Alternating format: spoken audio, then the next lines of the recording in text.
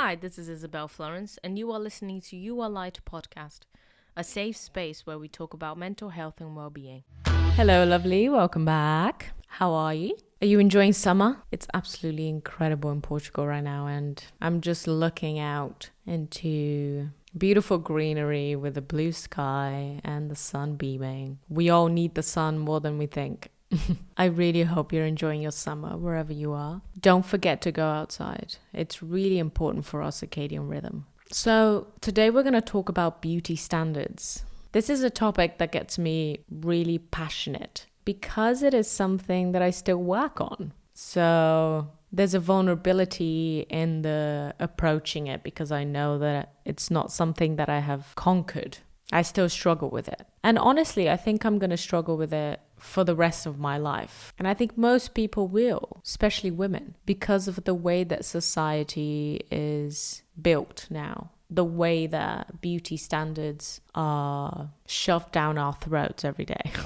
Especially now with social media. But it always has, right? The interesting thing about it is that the standards change throughout time, throughout different cultures, throughout generations. And so this allows us to understand that if something is changeable, it means that there isn't a finite goal to pursue.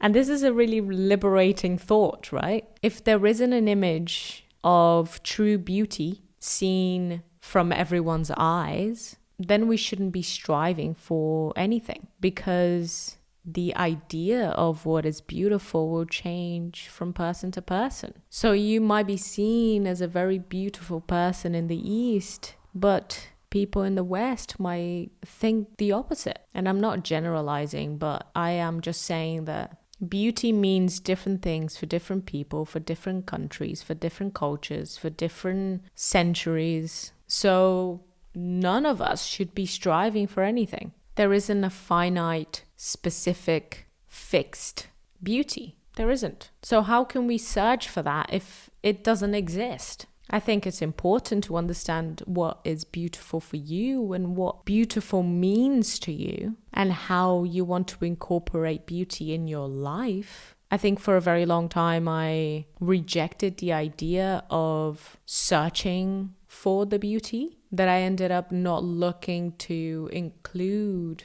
beautiful things in my life as well. But that's important. I enjoy having beautiful things around me, and that will mean a different thing for different people.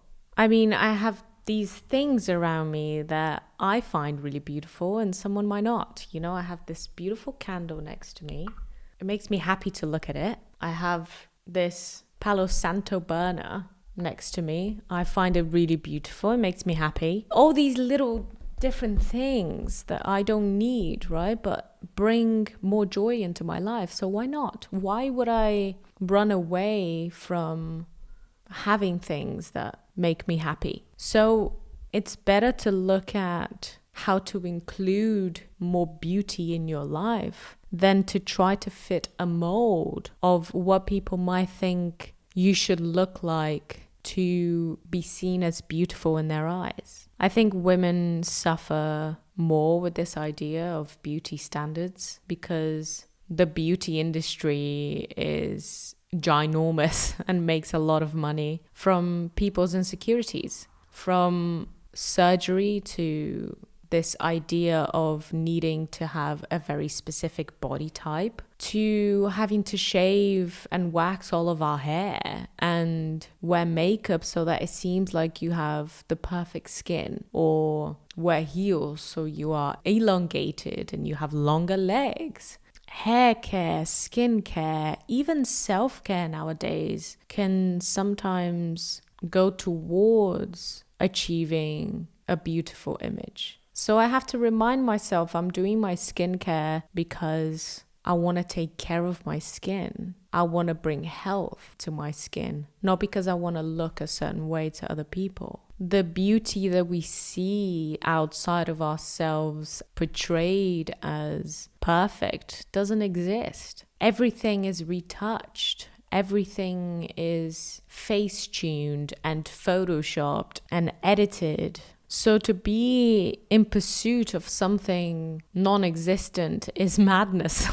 And I understand the want to do it because we are told over and over again that it does exist. So part of us wants to achieve that image of perfection, the beautiful image, but it's a pursuit that leads to more insecurity. There's a Fiji case study based on the introduction of TVs in the 90s. And in Fiji at that time, being told you gained weight was a compliment. Having a larger body was a sign of status and beauty. And before the introduction of the TV, there was no such thing as eating disorders in Fiji. But after the introduction of television and Western media, young girls stopped wanting to look like women in Fiji. And instead, they internalized that beauty standard they were seeing on the TV. They changed their mindset of what beauty constitutes as. And you can see a huge rise in eating disorders at that time. These young girls started to see themselves as poor and fat because of the influence of the media. Now you consider the amount of influence the media has on all of us day to day. And it's scary to think of how much it is influencing our mindset when it comes to beauty standards, when it comes to how valuable we should feel as a human being for just the way that we look. We're all unique, and that is so beautiful. That is what we should be focusing on when it comes to the beauty of the individual. How unique you are, how true to who you really are you can be, to yourself and to those around you. And also remember that you do not have to be beautiful by the standards of our society to become a successful human being, to be valued, to be seen as someone who people should look up to. But it is very difficult when every movie that you watch, every TV show portrays to you a very specific image of what a successful person should look like for men and for women. So it's important to step back and become aware of these influences in our lives. When you look at yourself in the mirror and you say horrible things, things that you wouldn't say to anyone else, things that you wouldn't say to your worst enemy, try to understand where those voices are coming from. Where is that mindset rooted in? Because when you were a child, you didn't look in the mirror and say those things to yourself. Before you learned what looked beautiful by the standards of society, you didn't judge yourself for having fat or cellulite or losing your hair, having spots in your skin, stretch marks, a big nose or small lips, whatever it is, you know. The next time you criticize yourself for something you cannot control, think of the kid that you were. Would you criticize her for having too big of a nose, too small of a lip? No, because that child was perfect in the same way that you are perfect, in the way that you are right now. The image that you see of beauty, of perfection, of success does not exist. It is a filtered image. There is more beauty in the real, in the person that you are. There is more beauty in the tears that you shed for the pain that you feel. There is more beauty in the vulnerability that you explore with someone that you love. There is more beauty in the unique features of your face and your beautiful body that can do so much for you, that does so much for you every day. Don't compare yourself to others. You are in a league of your own. We are all in a league of our own.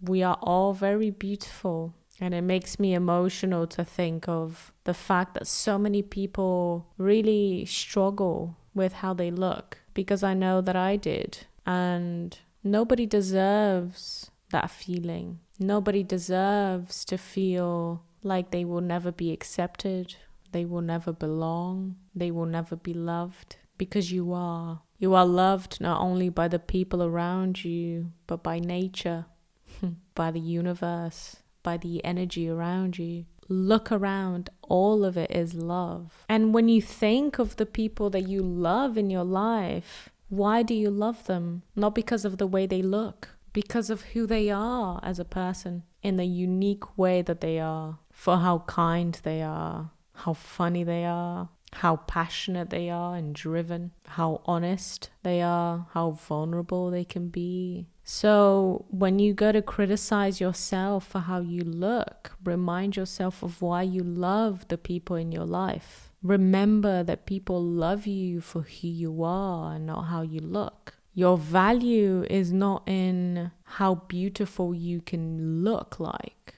Your value is not correlated to your beauty. The beauty is in who you are within. The beauty is in what you can create. The beauty is in how amazing of a daughter you are, a son, a mother, a brother, a sister, a friend. I don't know where I heard this, but I think it was in a podcast where when someone would compliment their looks, the person would turn back to them and say, "That's the least interesting thing about me." So the next time someone turns to me and says, "Wow, you look great," I'll say, "That's the least interesting thing about me." And as I said in the beginning of this episode, it's something that I have to remind myself over and over again, every day, that my value is not in how I look, but is in who I am, who I have made myself to be. And it's the same for you. So every time you look in the mirror, I want you to remember that.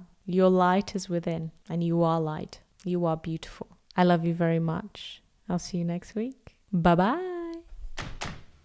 Thank you so much for listening. All the links are written down on the show notes, as well as resources for anyone struggling with their mental health. Don't forget to subscribe so you're notified when we release new episodes. Also, feel free to share our podcast with your friends and family. And if you'd like to get involved, explore our content, or support our work, visit our website www.yourlight.earth.